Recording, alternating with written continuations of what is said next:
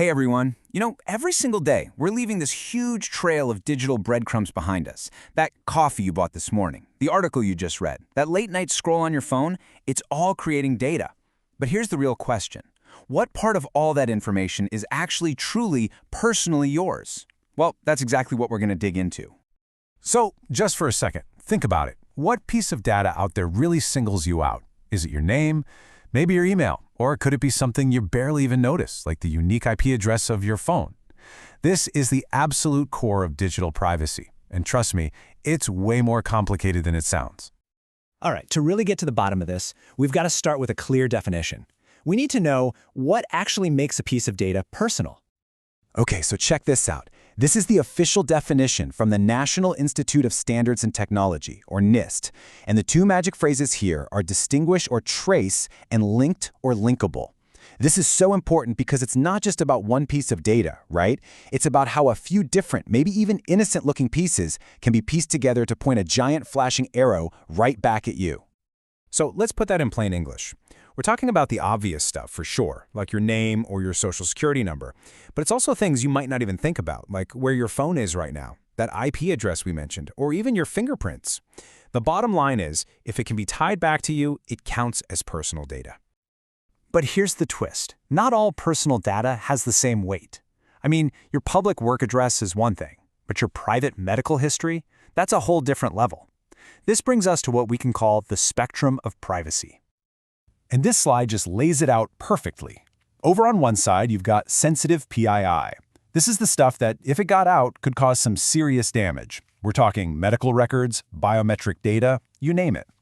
Then, on the other side, you have non-sensitive PII, stuff like your work phone number, which is generally less risky. But, and this is a big but, context is everything. You start combining a few pieces of non-sensitive data, and suddenly you can paint a very, very detailed picture of someone. So you can see why this distinction is absolutely crucial for any organization. They have to protect all of your personal information, but they have to be extra careful with the sensitive kind. So, how do they actually manage that risk, especially when they need data for things like research?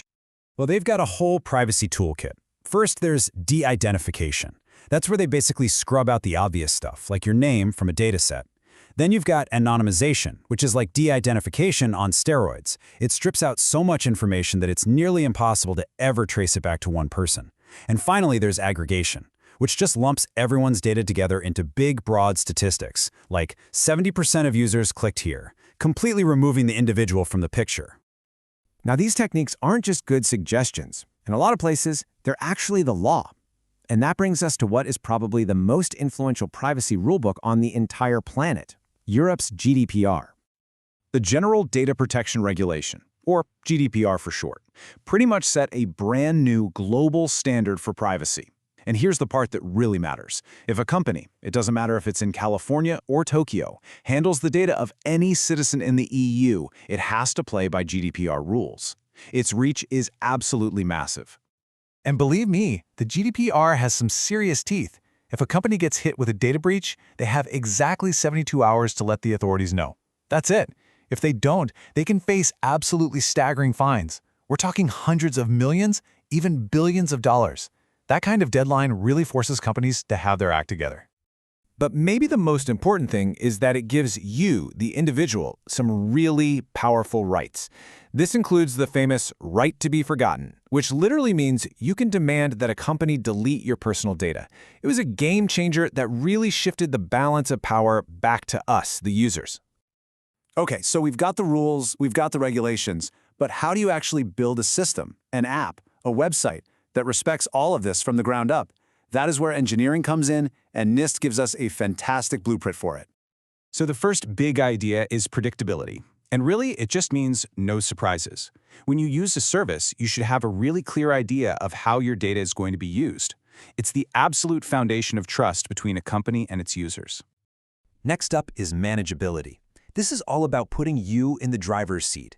A well-designed system should give you simple, direct control to see your data, to change it if it's wrong, and to delete it if you want to. It's your information, after all. And finally, there's disassociability. Now, this is a really powerful one. It means systems should be built to process information without tying it directly to your identity unless it's absolutely necessary.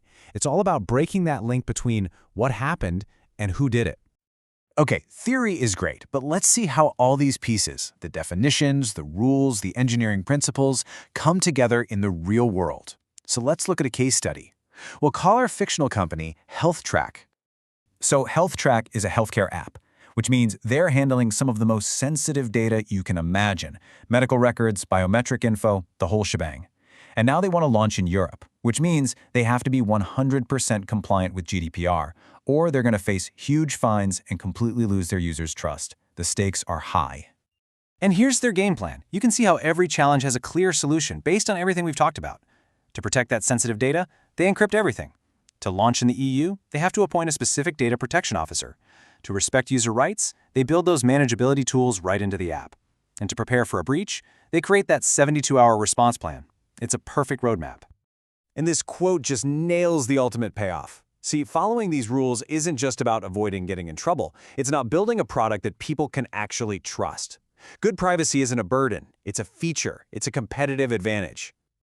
So, if there's one thing to take away from all this, it's this. PII, GDPR, privacy by design. Look, this isn't just jargon for tech geeks and lawyers anymore. Understanding this language is a basic part of digital literacy today. It's what empowers you to know your rights and to take back control of your own digital story. Which brings us to a final thought for you. Now that you know the building blocks, what's one new question you're going to ask the next time an app asks for your permission? What are you going to demand to know about how your data is being used? Thanks for tuning in.